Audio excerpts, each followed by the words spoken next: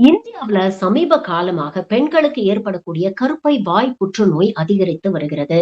இதற்கு ஒரே சொல்யூஷன் என்னன்னா, பெண் குழந்தைகள் 14 வயசு இருக்கும் பொழுதே அவங்களுக்கு HPV வேக்சின், அதாவது ஹியூமன் பேப்பிலோமா வைரஸ் வேக்சின் போடுறது தான் இதற்கு ஒரே தீர்வு.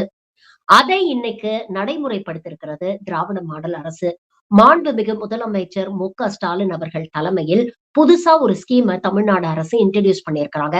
அதாவது அரசு பள்ளியிலும், அரசு உதவி பெறும் பள்ளியிலும் படிக்கக்கூடிய 14 வயது சிறுமிகளுக்கு இலவசமாக இந்த வேக்சின் அளிக்கப்படுகிறது.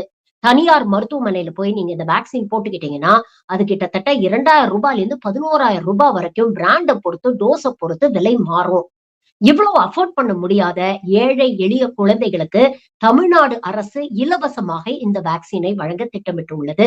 இந்த சிறப்பான திட்டத்தை இன்னைக்கு மாண்புமிகு முதலமைச்சர் திரு மு.க.ஸ்டாலின் அவர்கள் துவங்கி வைத்திருக்கிறார். முதலமைச்சர் அவர்களுக்கு நன்றி. மக்களே, மறந்துடாம இந்த காணொளியை எல்லாரோடையும் ஷேர் பண்ணுங்க.